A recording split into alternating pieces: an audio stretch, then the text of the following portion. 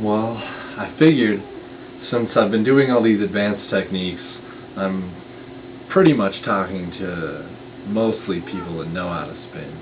But if people start watching these and they're confused and there's no intro here, I need to do that. So obviously, I need to talk about how you start spinning.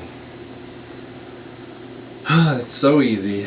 Everyone feels comfortable spinning one way at least a little bit. Forward or backward.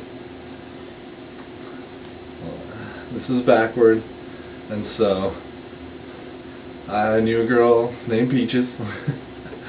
She spun backward naturally. That's weird to me, but most of the people I know spin forward naturally, and they think forward. And the way that most people start is they either pick up the 1-beat weave or they either pick up the 3-beat weave. And there's a 1-beat weave for forward, there's a 1-beat weave for backward, there's a 3-beat weave for forward, there's a 3-beat weave for backward. So I'm going to go over all of those right now, and whatever conceptually you can start doing first, go for it. So when you want to learn to start spinning forward, keep them on either side of you and just try to keep those planes flat. And you'll notice your left hand will get all weird and wonky and sideways if you're right-handed, and the opposite if you're left-handed. And that's just a part of the learning process. Your left hand is not going to listen as well, or your weak hand is not going to listen as well. So how you start spinning a 1-beat weave, you keep them together. You go right side, left side, and keep your feet facing forward so you're not favoring one side over the other. You just keep your hands next to each other, and eventually it'll start feeling comfortable to have one hand lead, and that'll be your dominant hand probably. And it might just start happening, which happens. But eventually you're spinning a 1-beat weave where they're opposite each other, and that's my right hand leading. This is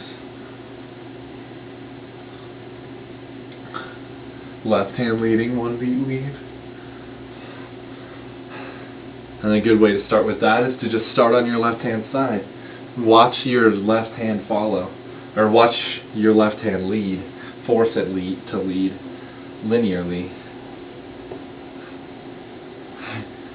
The more you do this, the more you'll start being able to think of both hands separately, and that's just a wonderful thing. The way to do the backward 1-beat weave, you come up from one side towards the center, up towards the center, up towards the center, and across, and across, and across, and across, and across, across, and across.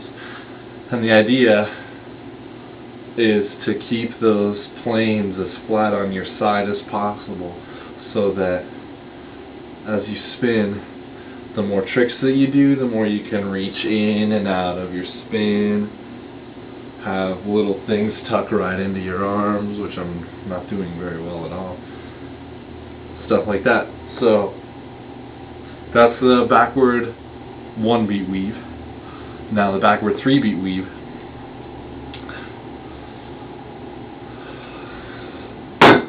your hands trade lead underneath.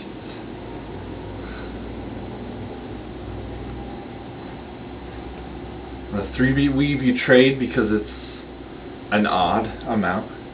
The 1-beat weave you don't trade just because it's only one. So one hand never gives away the lead. 5-beat weave you go back and forth, but each hand is opposite. You don't lead from underneath with your right hand. You lead from underneath with your left hand. 5-beat weave. Opposite.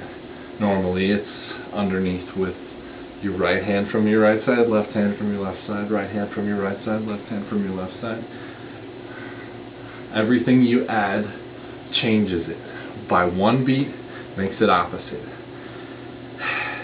It'll eventually start making sense to you the more you think about it. So, every one beat you do on the right side, you need to match with one beat on the left side. If you do 3 beats on the right side, you can do 3 beats on the left side. But if you lock into, say, 5 beat and then do a 1 beat back and forth, you can still do that, but eventually you'll have to do the opening beat on that side.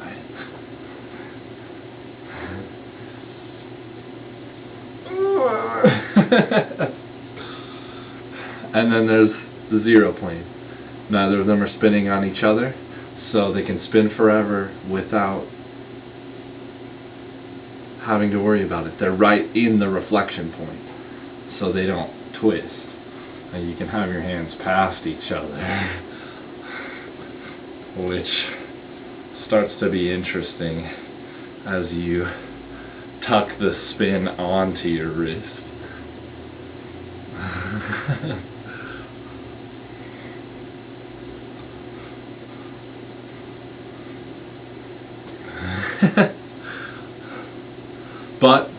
And then you can catch a spin in the zero plane. And if I had swivels, that would work.